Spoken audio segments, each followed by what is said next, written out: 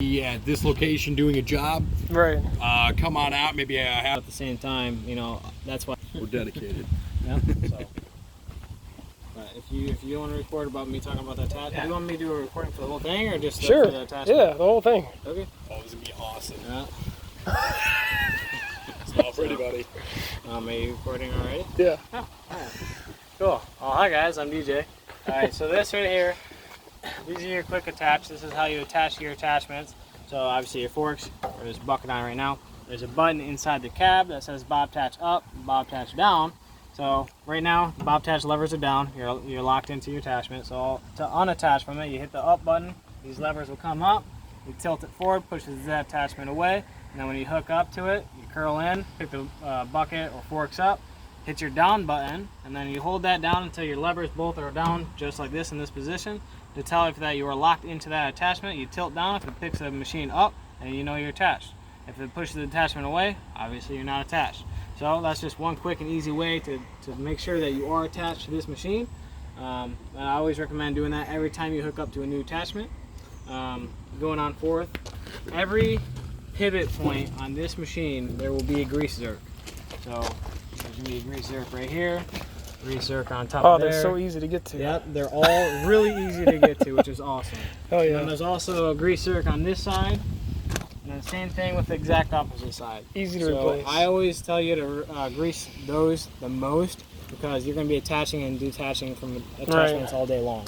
And then here's your couplers for your attachments. You know, like we were just talking about over there. Here's the female, here's the male. This one is if you had high flow but you don't have high flow. Then this is your 7-pin connector if you have an electrical adapter on one of your attachments. So this is the cap. Always put that cap back on just so no dirt or debris or anything gets in there. So it's always just a nice little... Sometimes there's pressure in the lines. Do these, when you push them in, release the pressure? So when you are hooked up to your attachment, you shut the machine off. If you push in on the hose, this will actually push in on both sides. It releases the pressure in the attachment and also in there. But also when you shut the machine off, wiggle your joysticks. Okay. That will also release pressure as well. Always do that every single time you are done using an attachment. So one, it's easier to hook up next time, and two, it's easier to detach when you're done using it. Moving on forward, here's another pin. There's gonna be a grease zerk on top of there. And then there's gonna be a grease zerk here. And then literally every point where this entire machine will pivot on something, there's going to be a grease zerk, and it's really easy to get to. So there's another one right there on top of the cylinder. Yep. And then one more right here. Yep. And one as well right there as well too. Alright. Okay. If you look in here, that's your fan filter. So that's a hydraulic filter. Okay. Yep. And then in the back, Ryan already took the back cover and everything off for us. Thank you, Ryan. Right here's your hydraulic fill. Okay. Yep. There's a screen on there. You can see that once that gets black or really dark, you're gonna want to replace just the cap. Okay. And right there's your coolant, just like your car. Okay. Then this is your radiator and your coolant and everything. So you can see these little rubber tabs right there and there. You can take those off and it'll lift up and you can spray underneath there too. Everything on this machine you can spray with a pressure washer and you don't have to worry about it. Okay, everything is sealed. Even the motor? Everything. Oh. The only thing we tell you not to do is obviously don't spray exactly into the exhaust hole and then try not to spray exactly into the air box. You don't want those wet. If you change your air filter, it shows you a step on how to change it. There's only one way it can go in. There's an inner and an outer. So here's your engine oil filter. Here's your fuel filter. This is where you fill it up for diesel. Diesel only. Do not put gas in there. Big no-no. Okay? Alright. You do want to do your own maintenance. There's a hose right here. Drain the oil? That's exactly how you drain your oil. Here's your check engine oil, just like your car. Check the dipstick up to the second dot or second line or whatever it is. This is how you fill it up right here. There's your battery.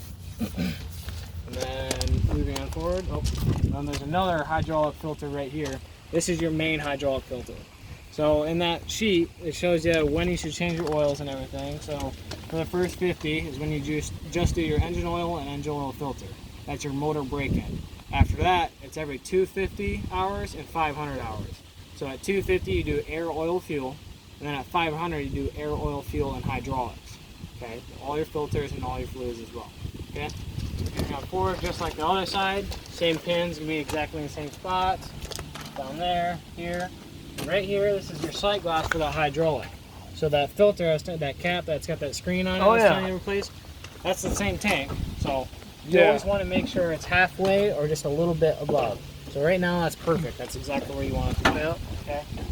This big orange little piece right here, this is called your boom stop. So what this is, if you have the arms up in the air and you're working on the machine, this will rest on top of this cylinder and it'll go up the chrome rod with the cylinder. So that is just another safety feature. So if you're working on it and a line, you crack it loose, the arms will come down and it'll land on top of that boom stop and it won't crush you. So always have this in if you're working on it and have the arms up. Okay. So one more thing. This is your sprocket, but this is also your drive motor for your tracks. So there's a plug there and a plug there. There's oil in here. We change that every 1,000 hours. Okay. So the best way to change it is have this plug up at the top, this one at the bottom. Just got to rotate your track. Take the top one out, take the bottom one out, and then just let it drain out. And then you put 80-90 weight oil. But within your warranty, make sure that you are using Bobcat fluids, because if not, they will test it. They'll bring it back. Nope, that's not our oil. That's on the customer's fault, and then you will have to pay for it. Always use Bobcat fluids. Engine oil, hydraulic oil, everything, okay? And then right here, there's a cover. There's another cover on the other side. There's a grease zerk in there, and that's how you tighten your tracks. The best way to tighten your tracks is if you have a bucket or forks on, you tilt down, brings the front of the machine up. The back roller is what you basically only want touching, unless you can get a jack underneath the back and jack it up and have the machine up all the way. So when you have it up in the way, you'll see the tracks start to sag. The way to tell if you want your tracks tight enough is you want from your knuckle to your palm. So you touch the track, and if the middle of the roller is touching your knuckle, good to go. Okay, but you don't have to worry about for a while. These are brand new tracks that we just put on. So in between the roller and the track should be about an inch, is what you're saying? Yeah, just about. Yep. Of hangingness. Yep, exactly. All right. But also after a while, if you're driving and you can see it drooping down already, be like, okay, because like this, they're gonna have some play. You don't want them super tight. Right. It'll just stretch them like crazy, super fast. But right now they are perfect. This is exactly how you want it to be had. You want to have a little bit of slack, but at the same time they're still tight. Okay. That is everything on the outside of your machine. I'm gonna have you sit in the machine, and so you can see all the buttons and everything as well. All right. Yep. Exactly. Okay. Get up here with you. All right. Okay. So there's a big lever above you. Okay. That lever is your seat bar. That's your safety. So you have to bring that down. That will always have to be down when you're operating this machine. Okay. It's just a safety feature. Okay. So right here, this is your key. Key on. You know, it's just gonna turn everything on like you would with your car. Turn it over, and that's how you start the machine. Really simple. If you turn it off, you just turn it off. Okay. This right here, this is ISO and H pattern. Those are depending on what you want to have for your joysticks. ISO, your left joystick will be just your drive, your forward, back, left, right, and then your right joystick is going to be your lift and tilt. Okay. Now H pattern, that will be like the old hand and foot style where there's no foot. Both will be driving forward. If you pull one back, it's going to turn one way, vice versa the other way, and then backwards is both straight back. Also tells you on your armrest exactly what this joystick does in that dial. Same thing with on this side too. So okay, not the H pattern. Yep, ISO is the best way to do it. Yeah, we don't want the H. Yep, everyone loves ISO. It's the easiest one too. This is that Bobcat button that I was telling you about. Up, we'll bring those levers up, and then down, we'll bring them down to lock yourself into the attachment. This right here is your reversing fan. We always recommend just to leave it in this dial. That's how you have it off, but we always tell people leave it in this. So there's a sensor on the back on your radiator that'll tell if it starts, to pick up on dust or anything, and it'll just automatically kick on, blow that stuff off. Oh, that's awesome. But if you look behind you and you can tell, there's some stuff back there, hit that button, the fan will turn on, release it, goes back to just the sensor mode. Okay, right here, this is your throttle. This is how you idle the machine up and down. And then to this side, this is your screen. I have this is the whole screen I was telling you about. I have in your packet. This button right here is your push to operate. So you have to hit this button after the machine started to make it move. Okay. This is your parking brake. just like you would in your car. This right here is your bucket control. So what this is, your bucket or your level bucket control. So when you're lifting up with a load, your bucket will stay level all the way up so you don't spill or tilt it back too far. This next one right you here. can turn it off. Yep, you can turn it off. A lot of people usually just leave that on. But yeah, you can turn it off. And then this one right here is your ride control. So say you have a full load of dirt or whatever it is and you're driving around, you're hitting bumpy roads, you'll see your arms fluctuate up and down. And it'd be like a shock absorber basically, so you don't spill anything in your bucket. So that's a really awesome feature. We always tell people just to leave that on so you don't lose anything, you know, when you're driving around. So when the machine's on, this one right here's your lights. The first button, if you hit it one time, just be your front. Hit it again, that'll be your back lights. This button right here is your auto idle. So if you're driving around having your idle all the way on as high as you can go, if you just sit for like, what is it, like 30 seconds or something like that? 15 to 30 seconds. Yeah, 15 to 30 seconds, the machine will idle down to low idle. And then as soon as you move your joystick, it'll idle right back up to whatever idle you have set on your key. This right here is your aux button, so if you have an auger or if you got a grapple or something, you hit that, and a little green light will light up, and then your auxiliaries are going to be on. So that would be your left trigger, right? You're right, sorry. So you hit that, the back trigger right here is going to be your continuous flow. So like say you have an auger, and you hit that, and your auger is just going to spin. And then as soon as you hit the trigger again, it's going to stop it. Then this one in the middle is going to be the same thing. One way is going to turn it on, and then as soon as you let it back to the middle, it's going to turn it off, and then vice versa. As soon as you go to the other way, it's going to spin it the other direction, and then as soon as it goes back into neutral, it's off. So you have to hold it. For this one, yes. But if you want to just continuously just hit the trigger once, it just continuously flows, and then you hit it again and it turns it off. Okay? Then right here. So you said there's only...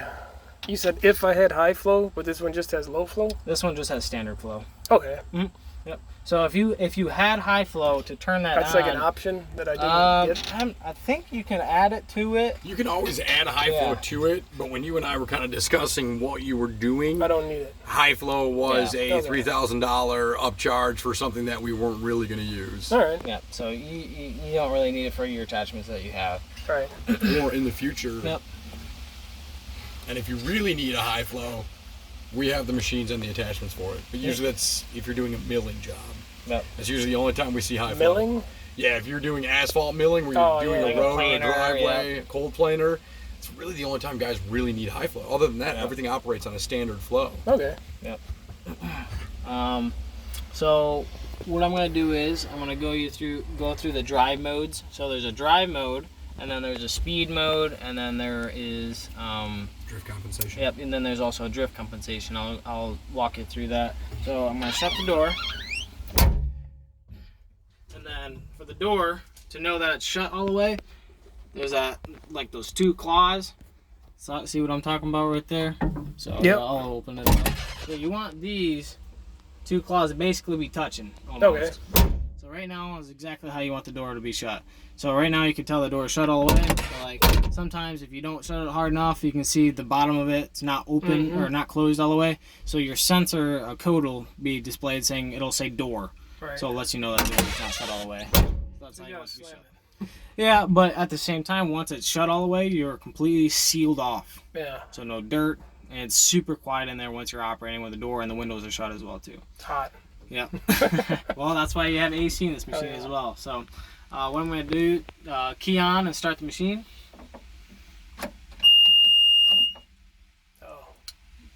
No, you can start it now.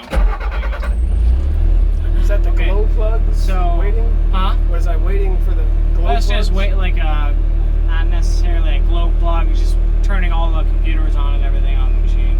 So on that left display, there's the I button on the far right.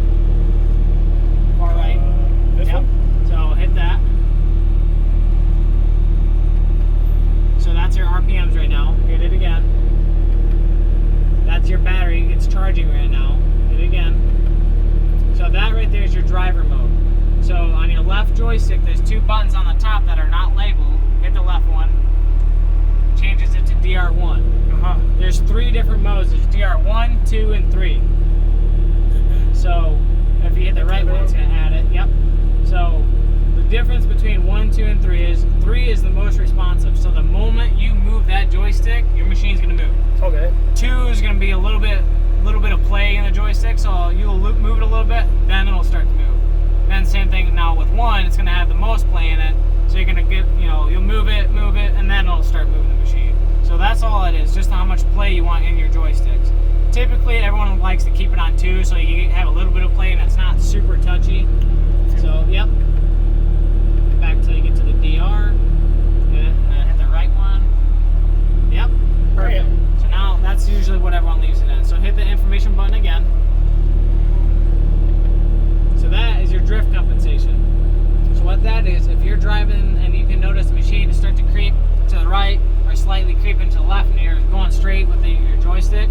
So those 2 snake eyes, those 2 buttons that don't have the labels, hit the left one on the top, yep. So it's going to add power to the left side, or it's going to slow the left side down. I'm not exactly sure which one it is, but yep, and then to the right. So now I'll see how it says R. You can add that up. I want to see it maybe up to 10. I'm not exactly sure how high it goes, but you can adjust your drift when you're driving, so you can keep your machine going straight.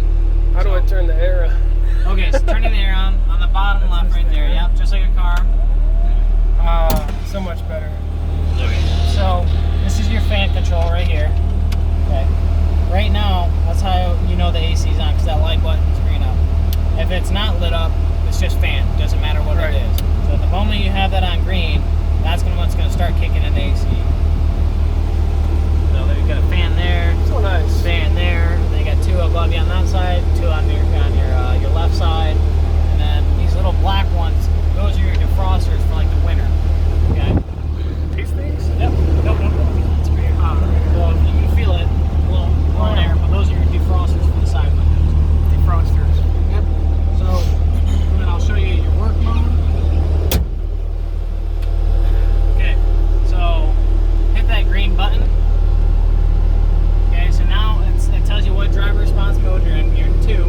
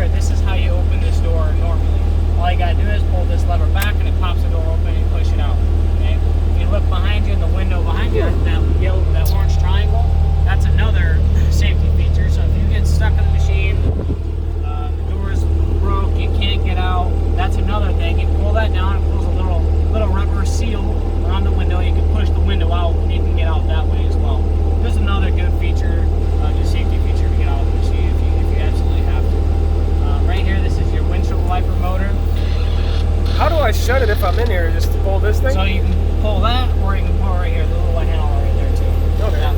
Typically, people just hand right here and just like kind of pull on it, swing it, and it shuts. But then sometimes it won't shut all the way like how I showed you. So then they open it real quick, grab this and pull it until it shuts.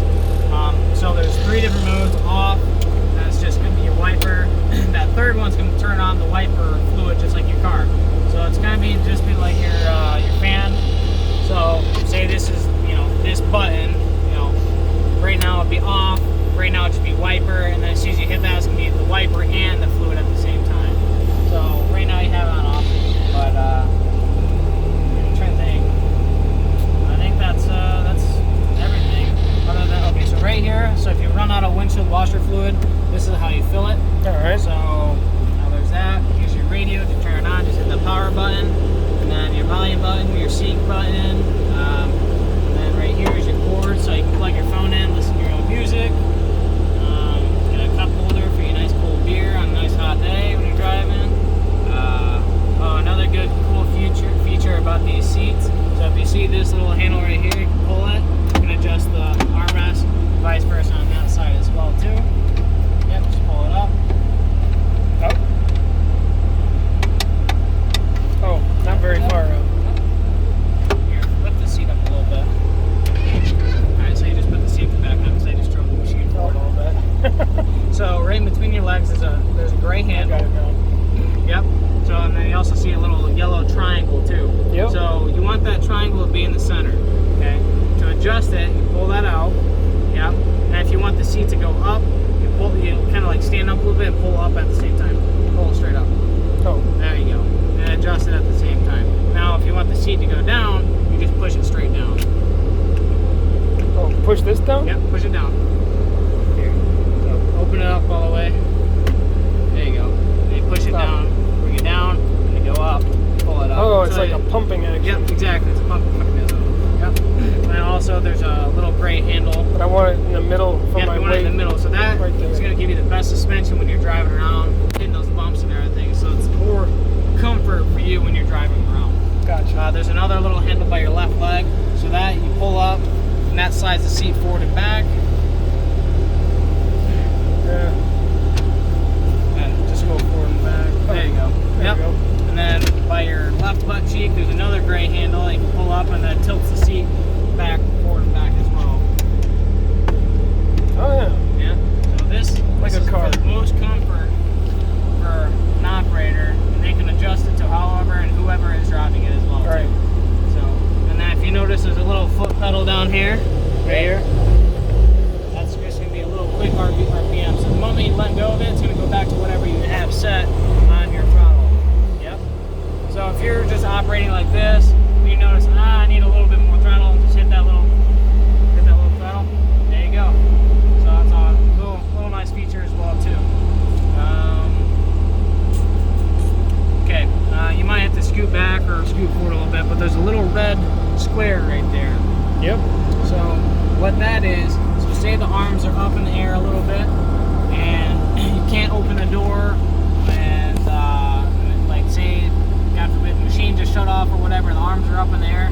What you do is you pull up on that and rotate it clockwise. What that is, it's a hydraulic release. It'll bring the arms down so you can open the door. So I know a lot of the times when we're done working on the machine, or if we're parking a machine and we have the arms up just slightly so we can see when we're backing up. So typically lift the arms up so we can look behind us and see where we're going. We'll forget to put the arms down a little bit. So instead of restarting the machine, put the code in, pull it up real quick, and twist it, lowers the arms down. Can I do it? We can probably move the seat a little bit back? so you can get to it a little bit better. So you might move the seat forward. Oh, forward or back? Whatever's best for you. There you go. There we go. So you can just grab it, pull it up. I mean, the arms are down all the way right now. We'll just lift up on it and turn it. Oh. Yeah. And it doesn't hurt the machine when you do that either, too. I know a lot of customers say, well, isn't that going to hurt the hydraulics? It will not hurt the hydraulics whatsoever. So that's always just a nice little neat trick. Instead of having to put the code in, start the machine, seat bar down and everything, all you got to do is pull it up real quick, turn it, lowers the arms down. And then to open the windows, what you do is they're spring loaded, pull it, slide it. Vice versa on that side too. Sometimes they'll be like slightly off center and they'll be driving, and all of a sudden you hear a boom. That'll be that, just stop again. So you just pull it, slide it. Same thing with that side as well.